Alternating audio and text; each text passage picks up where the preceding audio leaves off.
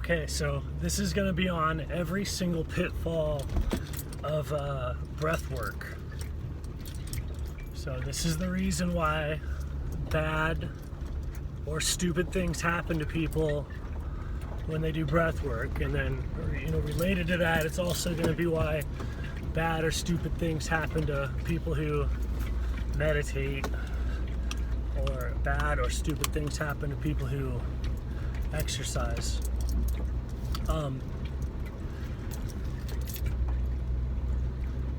It's fundamentally about applying a metric to it, although even the metric of it's better to not apply a metric to it is a metric, right? So from step one, as we've started to think about all this stuff, it's kind of gotten a little hypocritical and squirrely, right? But setting all that aside, if you're doing breath work, you can apply a number to it, and if you apply a number to it, like I'm gonna hold my breath for 10 minutes, or I'm gonna hold my breath for 2 minutes. Like what you do is like you'll breathe in and you'll take in a big breath of air, and your metabolism will start to eat up your oxygen, so you'll fight that. You'll fight your metabolic activity and slow everything down.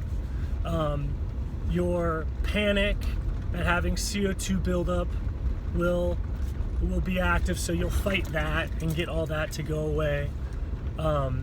Your tolerance for low oxygen, you'll have a particular tolerance, and maybe you'll fight that and change that.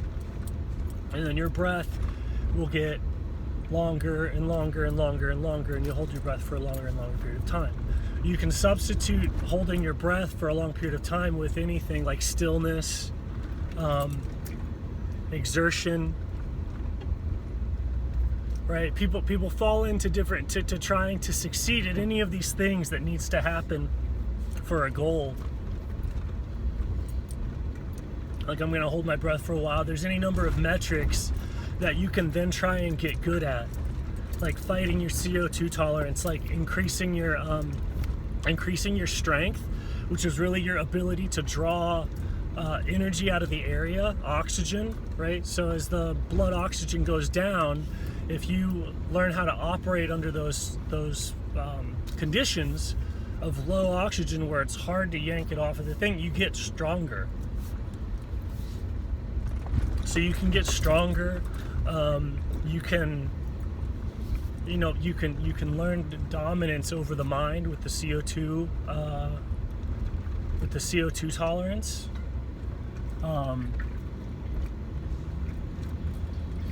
Right? Dominance over stillness, and then you can break that down. Like, let's say you work at only strength, right? Only working to get the thing. You can do that just with sprints or weightlifting. Learn to suck all of the available energy out of the blood until it's empty, as fast and as hard as possible. Get strong, like using the muscles.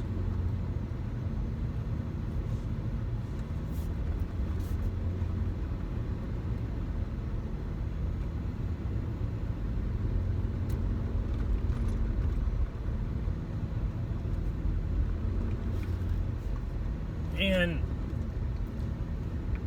in some way you miss the point that in the breath or the breathing is that up and down of the blood oxygen.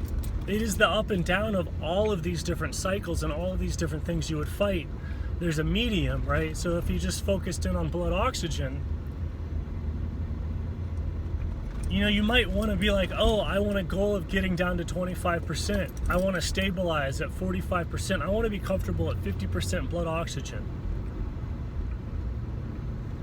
You could have that goal, and that whole time you're using your breath, you're manipulating your breath to get you down to that percentage. You're doing some activity to cause the goal to happen, instead of realizing that you're in this sea of, like, the blood oxygen is this thing going up and down, and you're there and you are that, right? So you could have a possibility of learning to swim But if you apply a metric to everything, the only thing that you'll think of to do in the water is to go up or down. How far down can I go? How high up can I go?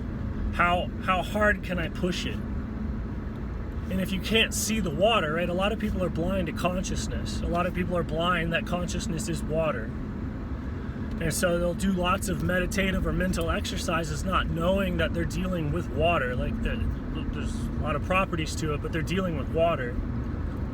And so they'll move through the water. They'll move their mind through the mind and experience drag, experience phenomena like currents, waves, vortices, floods, droughts. They'll experience all of these things and not know that they're dealing with water. So it's hard to really put together the pattern of like all these things that I'm experiencing is water. That's all water.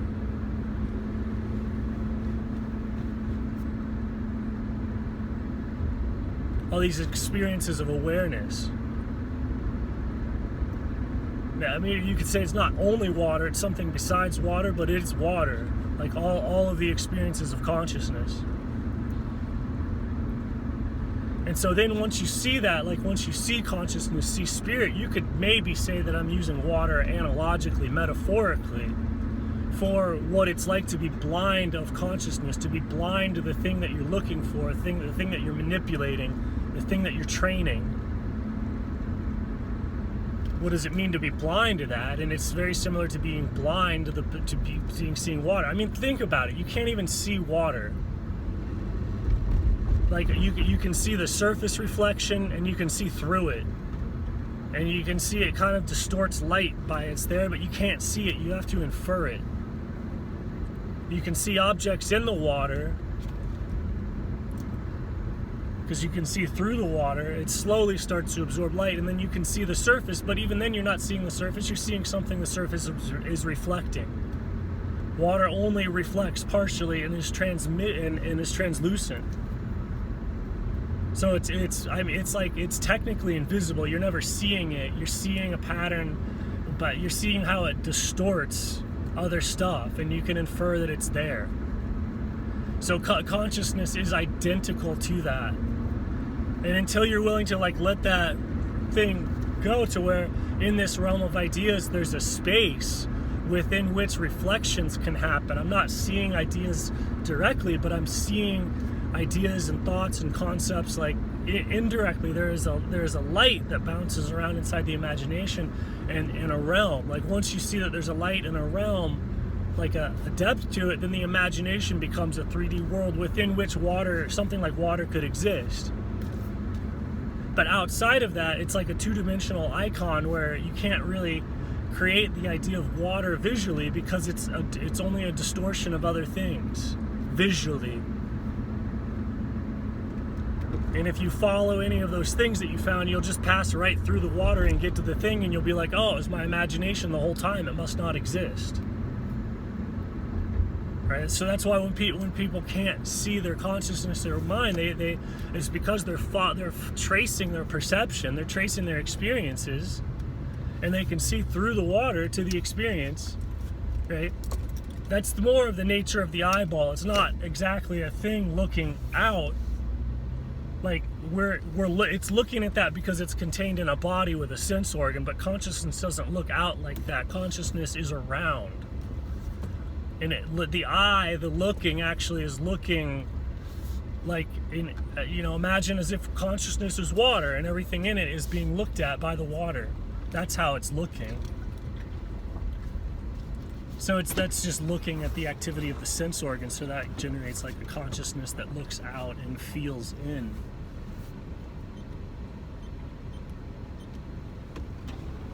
But that's not like how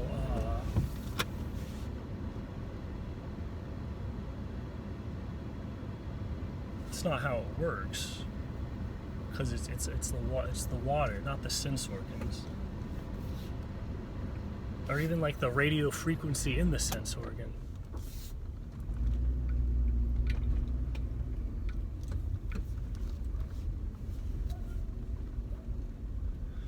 But anyway, I got distracted. Long story short, you can just pass through all that into being. Like I'm swimming, okay, what? Then I'm existing, and then there's no technique. It's like, which is like there's an infinite number of surface patterns on the surface of water, but once you go into the water, it's one thing.